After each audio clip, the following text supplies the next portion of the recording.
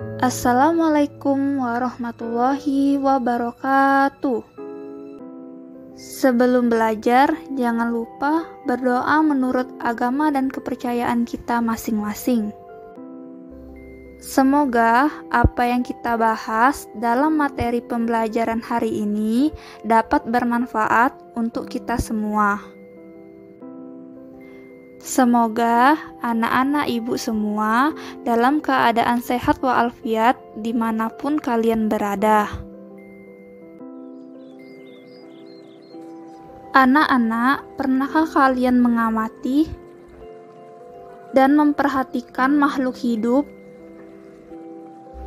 pada lingkungan sekitar kalian?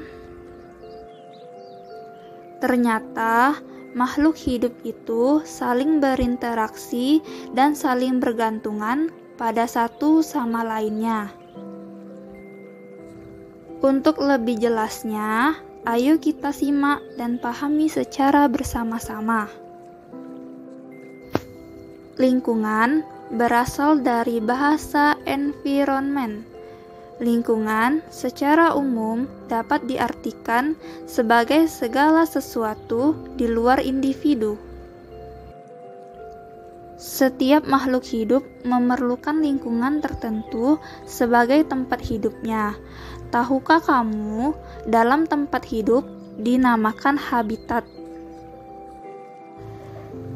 Di dalam suatu habitat terdapat berbagai jenis makhluk hidup, yaitu biotik dan abiotik, sehingga terjadi suatu interaksi antara makhluk hidup dan makhluk tak hidup.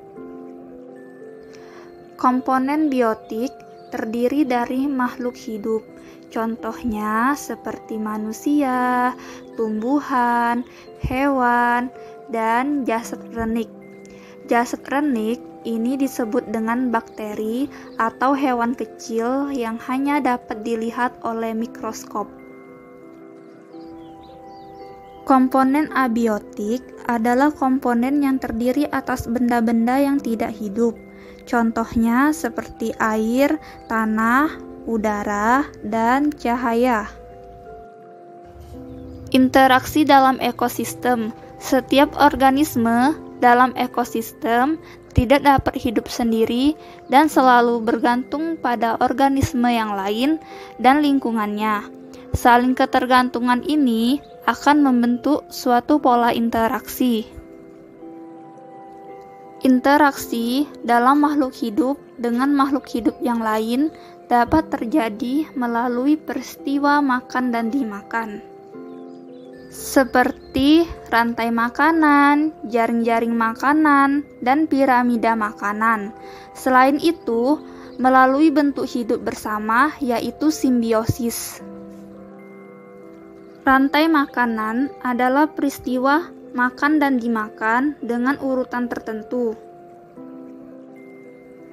Jaring-jaring makanan adalah beberapa rantai makanan saling berkaitan dan membentuk jaring-jaring makanan.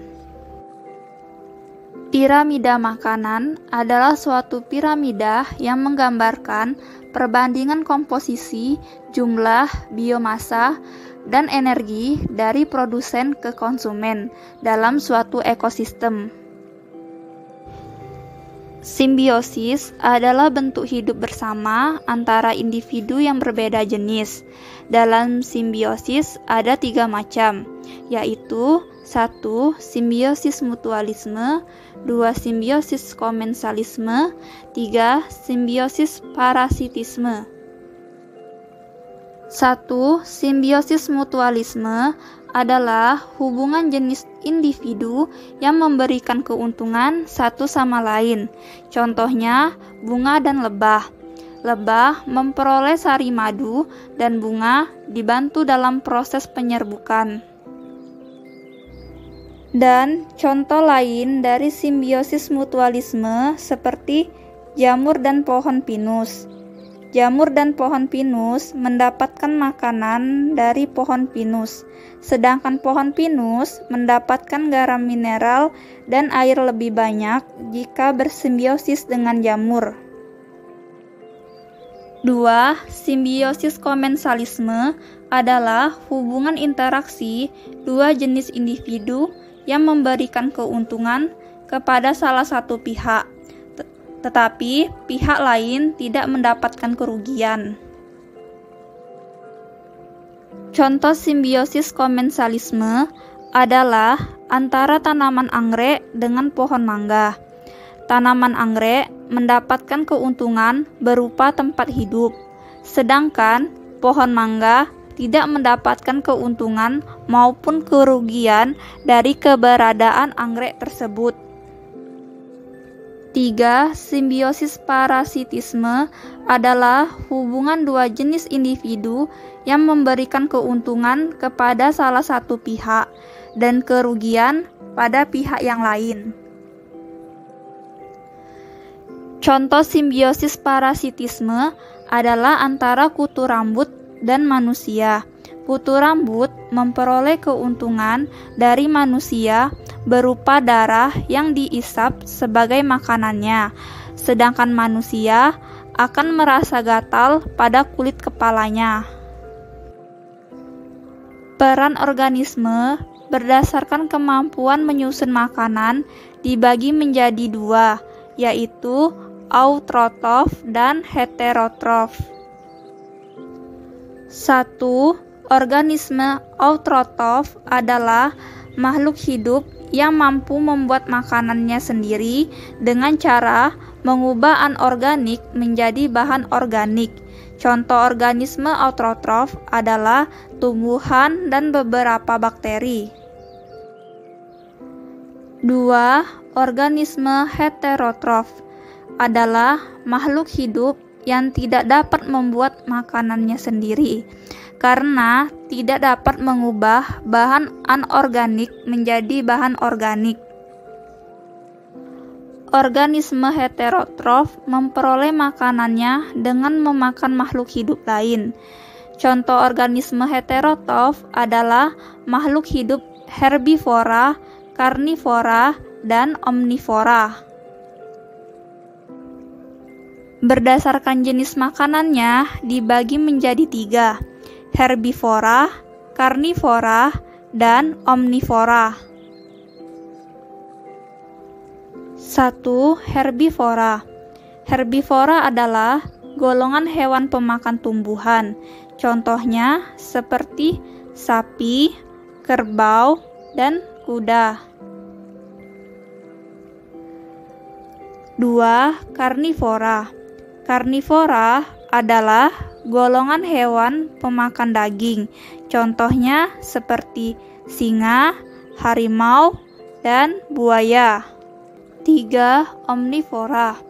Omnivora adalah golongan hewan pemakan segalanya. Contohnya monyet, musang, dan tikus. Sebelum kita tutup materi hari ini, ayo kita simpulkan pembelajaran untuk hari ini adalah lingkungan secara umum diartikan sebagai salah satu di luar individu. Segala sesuatu di luar individu merupakan sesuatu yang kompleks, sehingga dapat mempengaruhi satu sama lain. Lingkungan terdiri atas dua komponen utama, yaitu komponen biotik dan komponen abiotik. Komponen biotik terdiri dari makhluk hidup, contohnya seperti manusia, tumbuhan, hewan, dan jasad renik. Komponen biotik adalah komponen yang terdiri atas benda-benda yang tidak hidup, contohnya seperti air, tanah, udara, cahaya, dan sebagainya. Setiap organisme tidak dapat hidup sendiri dan selalu bergantung pada organisme lain dan lingkungannya. Saling ketergantungan ini akan membentuk suatu pola interaksi. Pola interaksi ini terjadi antara komponen biotik dan komponen abiotik. Anak-anak, Ibu ingin mengingatkan jangan lupa untuk mengerjakan 5 soal latihan esai yang telah Ibu berikan. Ibu rasa cukup untuk pembelajaran materi hari ini. Ibu akhiri, wabillahi taufik walhidayah. Wassalamualaikum warahmatullahi wabarakatuh.